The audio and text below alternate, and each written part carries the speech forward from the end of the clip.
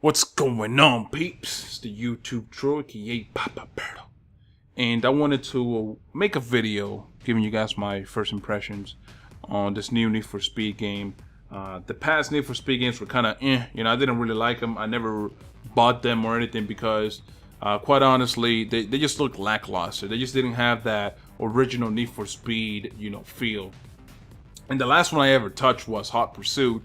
And that was completely different from the original Need for Speed feel, but it was like a good, it was something good, like new that I liked. It was like an innovative thing for me. It was like a whole new take on the whole cops versus like the racers.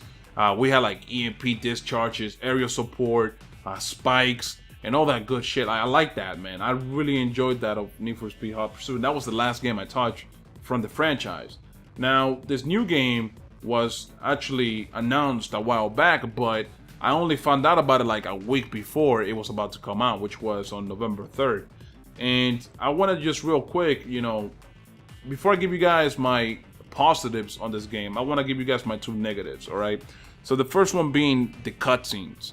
In this game, the cutscenes aren't actual animated cutscenes. What it is like actual actors, talking and interacting. And the main character looks like he has a camera on his head and recording everything as it's going along.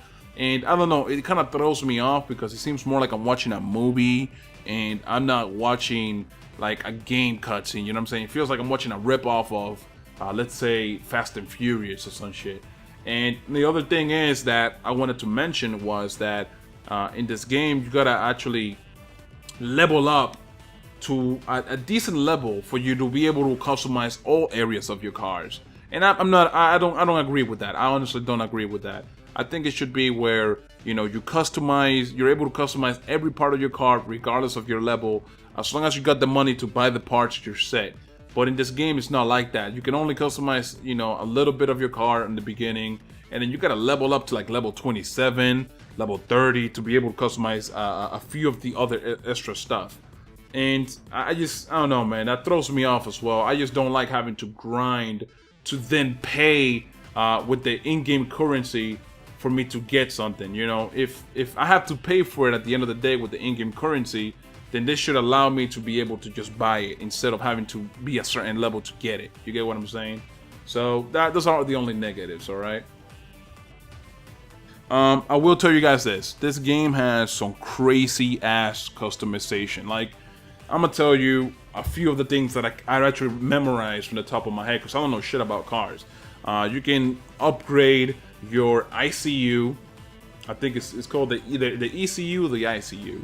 The air filter. You can change the exhaust. You can change the tire, the brakes. You can change the the electric system, I think it's called.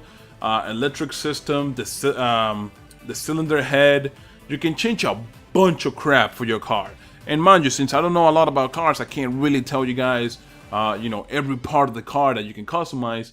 But there's a lot of shit. Like, I was telling people, I was telling actually Gamertag, I was on Skype with him, and I was telling him all this shit you could customize, dude. And I was like, there was a huge list. And it goes well above beyond that. Like, you can actually tune the car's handling. You can change the pressure of the tires. You can change the height of the car for better maneuvering, all that stuff. And it goes really in depth with that customization, and I like that. It goes above and beyond just you painting your car too. Like, you can actually go and change the way the car looks, and you can change obviously the painting. You can add logos, you can add text on it. You can basically make the car like yours, right?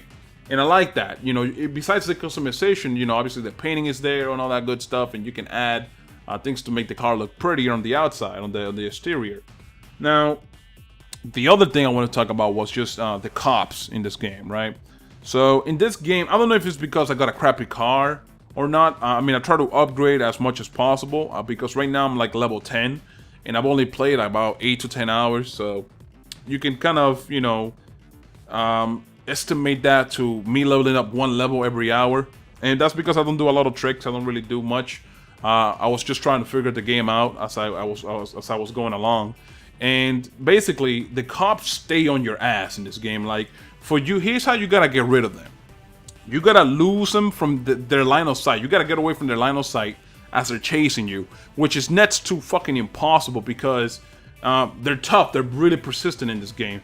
And then after that, what you gotta do, you gotta find some place to hide the car and kill the engine. You gotta turn off the car. Now, here's the thing though, if the cops get to you, it takes a little while for the car to start up, so you're basically screwed if they catch you. And obviously you can try to escape from that situation, but you know, most likely you might get caught if it's more than one cop car. I like that, don't get me wrong, I like the difficulty for you to get the cops off you because it feels more rewarding when you actually get them off you know what I'm saying? And you get rep, and you get money, and you get, what else is it? You get like points for like crew and stuff. Like, I don't know what you do with that at the moment because I didn't really get to go that much into the game. But regardless, I know that rep, it basically levels you up, and you can actually, as you level up, you unlock more challenges, more missions, and you're able to customize your car way more than you should have, like, on the beginning. So, the next thing is the people in the story that I want to talk about. So, basically, there's about 5 people, and I'm going to show you guys right now in the video. Right now, you can only see 4, but it's actually 5. So, it's Spike, Manu, Amy, and then you have an anonymous. So the next one that you guys ain't seeing on this video is Robin. Robin gives you like drifting trials or missions rather. And I actually did one of them and it was so difficult. Like for me to get the hang of drifting in this game is difficult. And I think it's because of, again, my car is kind of shit. Now, as you can see here, Spike is speed, Manu is style, Amy is build. So basically Amy builds cars.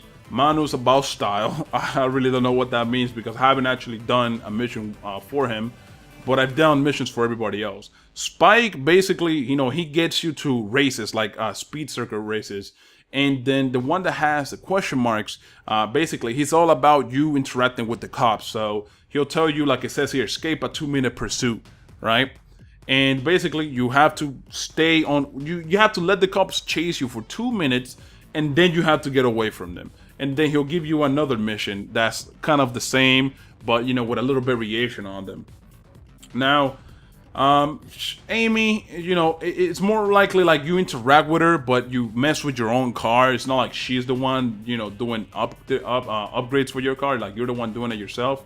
And also, as you can see on the screen here, you have actual people in the map. Like, on the actual open world, you have people that are actually driving around, and you can interact with them too. What you can do is you can walk, like run up to them and press R1, and you can challenge them to any kind of race you want. So it could be like a drifting race, it could be just a normal race, and like, you know, it goes beyond that as well. And I like that. I like how you can just interact with other people without having to leave stored, like let's say the single player, you know, quote unquote, and then go into multiplayer. It's all like interconnected.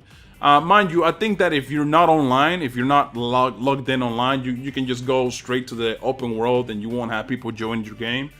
But when you are online, people can join your game and they can just drive around. And it doesn't make any like bad things happen either. Like, it's not like they can stop you from doing missions or they can annoy you and pester you or nothing like that. So I actually gotta give them props for that.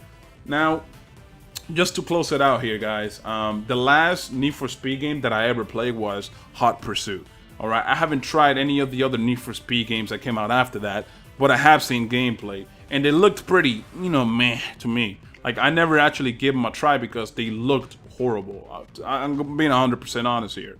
Now, for this one right here, is very, very similar to Underground 2. If you guys enjoyed Underground 2, which a lot of people did, you will like this game. Alright, so if you're a fan of Need for Speed, you should get this game. If you're not a fan of it, but you might want to give it a try, you should start with this game.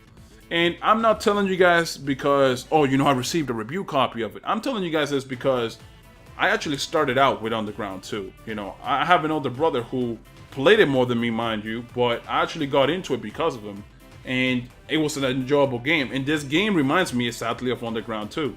Now, obviously, it has prettier graphics and all that stuff, and a bigger open world, but you know, the differences are better in my opinion, right? Anyways, guys, I hope you guys enjoyed the video. Remember to leave a like and comment, subscribe to the channel. I'm out. Peace.